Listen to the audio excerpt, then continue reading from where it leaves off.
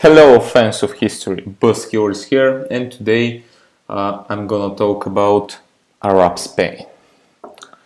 So to give you a simple look at what happened, I'll give you a simple glimpse in the history of Spain. So in 8th century, the Arabs conquered the Iberian Peninsula and just fought off with the Spanish and the Portuguese to the south, to the north parts of Spain, where the Portuguese and the Spanish established forts in order to defend from the Arabs. So that's why they survived and they started the Reconquista. So now let's start talk about what happened first. Al-Andalus, also known as Muslim Spain or Islamic Iberia, was a medieval Muslim territory and cultural domain occupying at its peak most of what are today Spain and Portugal, and its greatest geographical extent in the 8th century. Southern France, Septimania, was briefly under its control. The name more generally describes parts of the Iberian Peninsula governed by Muslims, given the generic name of Moors. The Moors were tribes from Africa.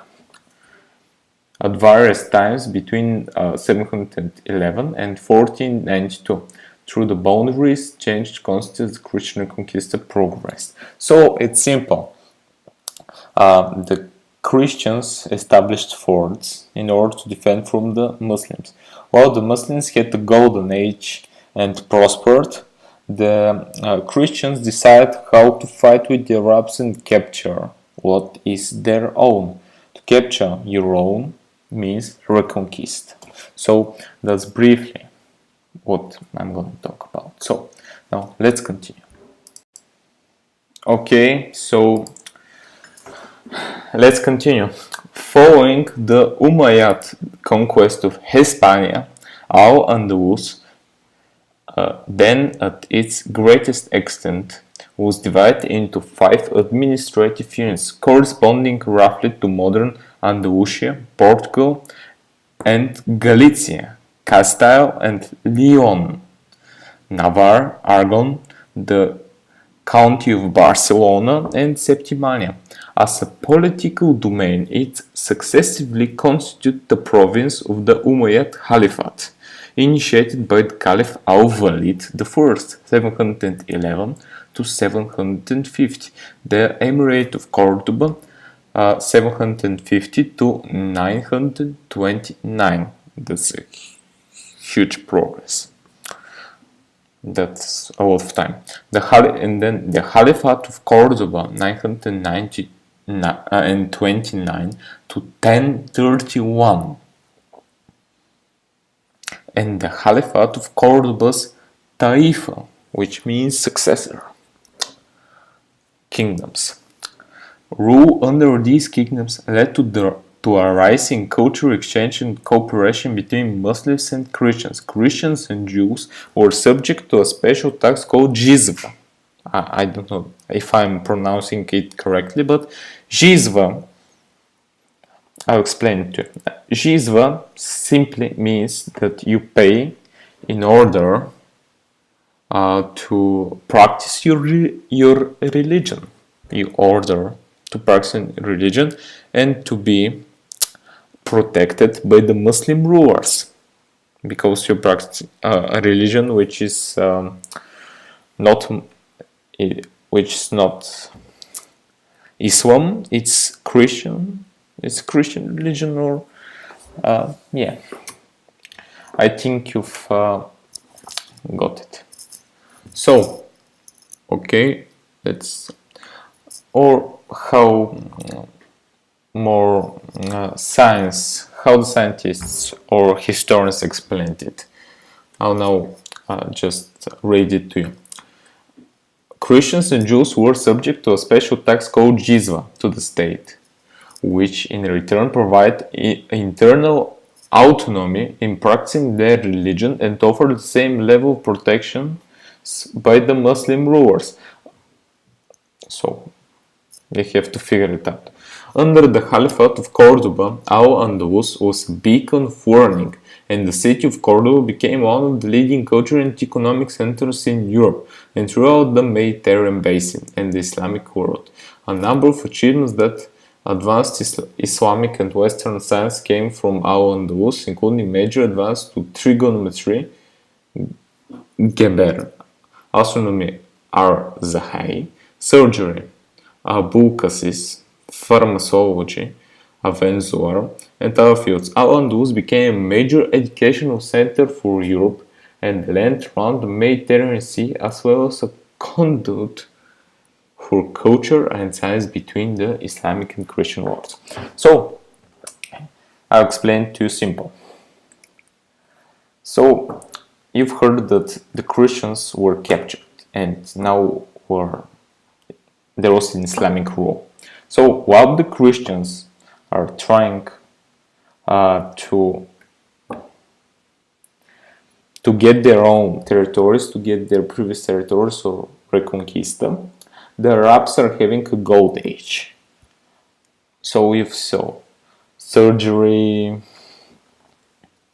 that's in medicine, mathematics, everything, even philosophy, everything. And you see, Cordoba was a major city in the Mediterranean basin. It was an economic city. It was one of the best economics in Europe. So in that time. So people, let's now talk about what happened with the Christians. Did they survive? Were they defeated by the Arabs? The simple answer is no. But now, let's see. Hello people again. So I'm now gonna finish my little lesson about Arab Spain. I think you enjoyed it. So let's now finish our story. Ultimately, the Christian kingdoms in the north of the Iberian Peninsula overpowered the Muslim states to the south.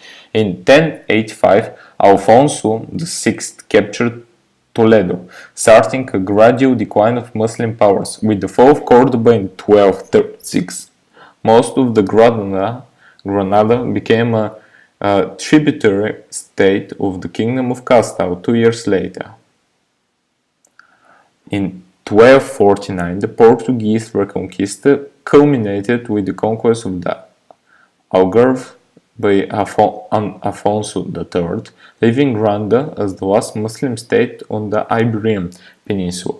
Finally, on January 2, 1492, Emir Muhammad XII surrendered to the Emirate of Granada to Queen Isabel I of Castile, completing the Christian Reconquista of the peninsula. Although Al-Andalus ended as political entity, the nearly 8 centuries of Islamic rule, which preceded and accompanied the early formation of the Spanish nation-state and identity, has left a profound effect on the country's culture and language, particularly in Andalusia. So, when the Christians finally got their countries, Portuguese just captured its territories and was back on the world map, and Spain the same, got back on the world map.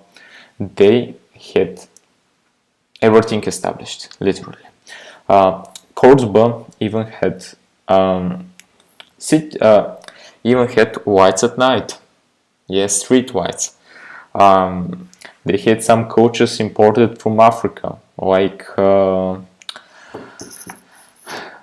exotic fruits. What was the name? What was the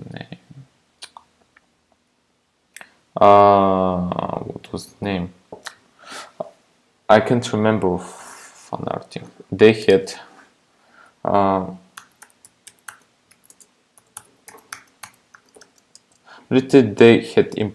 they had stuff imported by the Arabs. They had things imported.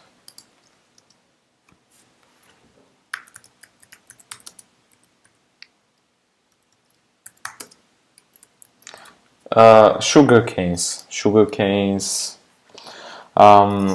Literally, they had everything established.